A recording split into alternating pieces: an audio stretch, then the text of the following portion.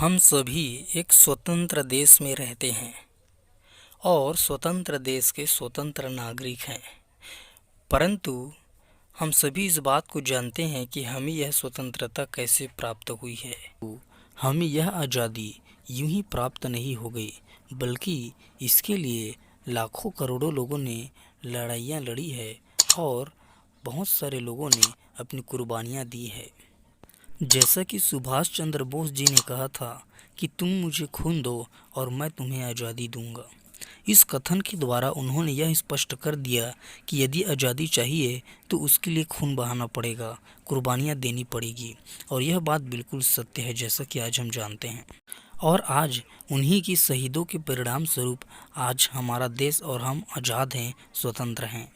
परंतु जैसा कि हम जानते हैं कि सांसारिक और शारीरिक जीवन के साथ साथ आत्मिक जीवन भी होता है, और बाइबल इस बात को बताती है कि मानव जाति आध्यात्मिक रूप से गुलाम है, और वो है पाप के गुलाम, शैतान के गुलाम, अंधकार और श्राप के गुलाम। अतः यदि उनको आज़ादी चाहिए तो उनके लिए भी कुर्बानी की ज़रूरत है, बलिदान की ज़रूरत है। और जैसा कि बाइबल और अन्य व्यवस्था इस बात को साबित करती है कि पशु एवं चीज़ों के बलिदान के मात्र से यह आज़ादी प्राप्त नहीं हो सकती, बल्कि इसके लिए निर्दोष और निष्कलंक व्यक्ति की बलिदान चाहिए। अर्थात यह बलिदान जीवित बलिदान होना चाहिए। हजारों साल से मानव जाति पाप और शैतान के गुलाम में थे, और वे इस गुलामी में तड़प रहे थे, चीख रहे थे, चिल्ला रहे थे। और उन्होंने इस गुलामी से निकलने के लिए अपनी ओर से बहुतेरे प्रयास किए, परंतु हर संभव प्रयास व्यर्थ और निरर्थक रहे। तब उनकी स्थिति को देखते हुए परमेश्वर मानव रूप में अर्थात यीशु मसीह के रूप में इस दुनिया में आया, ताकि उनको इस गुलामी से छुटकारा दे सके। वह बलिदान जो मानव जाति की आज़ादी के लिए आवश्यक थी, वह यीशु मसीह था। और इतिहास इस बात को बताती है कि परमेश्वर यीशु के रूप में पैदा हुआ और 33 वर्ष की उम्र में वह सूली पर चढ़ गया मानव जाति के बलिदान के लिए। इस बात को स्वयं यीशु मसीह ने भी साबित किया कि वह लोगों के छुटकारे के लिए, लोगों के उद्धार के लिए अपनी जान को कुर्बान करने आया है।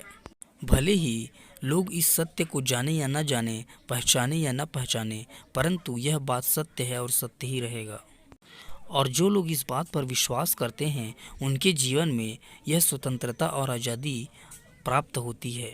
इस रीति से हम देखते हैं कि सांसारिक रूप से और शारीरिक रूप से भी लोगों को आज़ादी के लिए बलिदान और कुर्बानियों की जरूरत पड़ती है। इसी रीति से आध्यात्मिक रूप से भी यह बात सत्य है और लागू होती है, और आध्यात्मिक रूप से भी यह घटना घटित हुई है। बिना लहू बहाए पापों की क्षमा नहीं, बिना लहू बहाए जिस प्रकार से आज़ादी नहीं, उसी रीति से बिना लहू बहाए पाप की गुलामी से आज़ादी नहीं। पूरे विश्व में और इतिहास में यह बात केवल यीशु मसीह में पाई जाती है। यद्यपि संपूर्ण धर्म इस बात को बताती है कि छुटकारे के लिए बलिदान चाहिए, परंतु यह नहीं बताती कि यह बलिदान कैसा होना चाहिए। और बाइबल इस बात को बताती है और उसको पूर्ण भी करती है। आइए इस आज़ादी के दिवस में हम अपने सांसारिक और शारीरिक आज़ादी के साथ साथ आध्यात्मिक आज़ादी को भी ध्यान दें और उस पर विचार करें।